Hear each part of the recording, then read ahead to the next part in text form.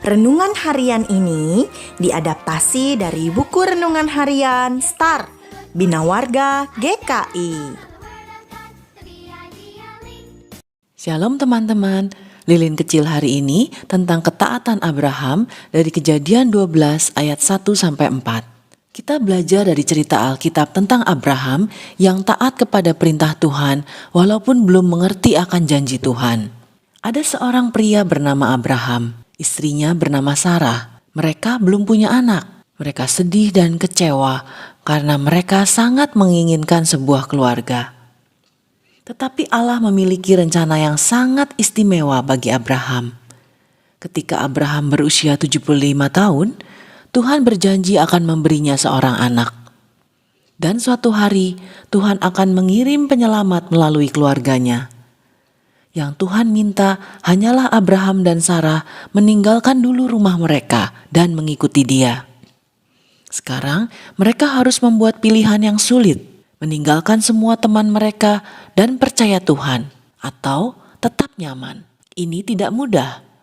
Abraham sangat menginginkan anak, tetapi sekarang dia sudah cukup tua. Sarah juga dan belum pernah hamil sebelumnya. Jadi jika Abraham dan Sarah akan meninggalkan rumah mereka dan percaya pada janji Tuhan, mereka harus percaya bahwa Tuhan akan melakukan sesuatu yang tampaknya mustahil. Tetapi mereka memutuskan untuk percaya bahwa Tuhan akan menepati janjinya. Itu adalah pilihan yang tepat. Maka Abraham dan Sarah pindah dari rumah mereka ke tanah bernama Kanaan. Tuhan mengingatkan Abraham tentang janjinya. Dia berkata, "Aku akan menjadikan anak-anakmu seperti pasir." Apakah pasir dapat dihitung? Ini adalah cara Tuhan yang lucu untuk memberitahu Abraham bahwa dia akan memiliki banyak anak.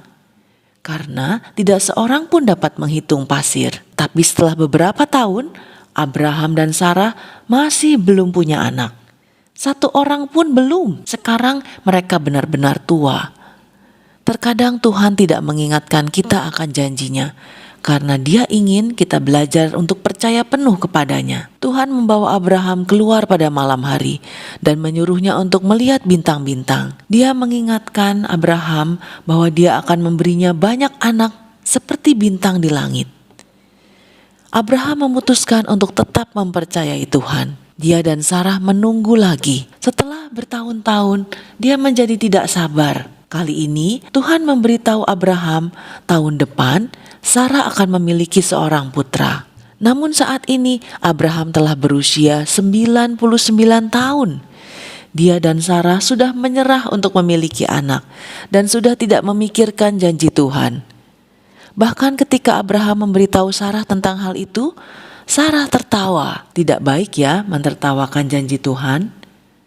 Tapi Sarah lelah menunggu dan berhenti percaya.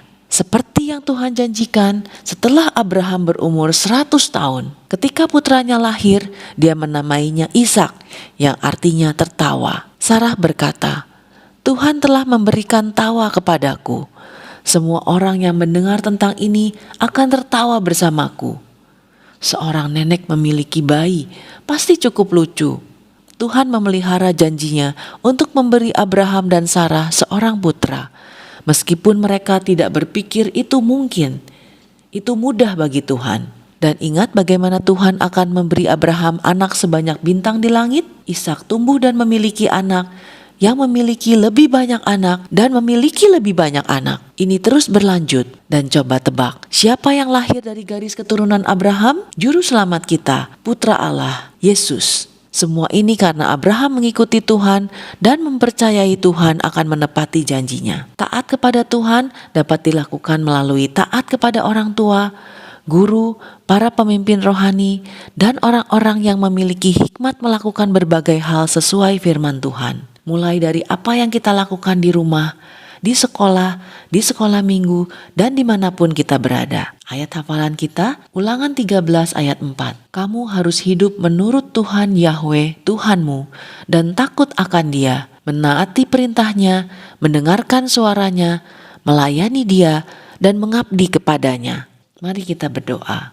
Bapa di surga, terima kasih karena telah mengingatkan kami bahwa Tuhan turut serta menemani dalam perjalanan hidup kami.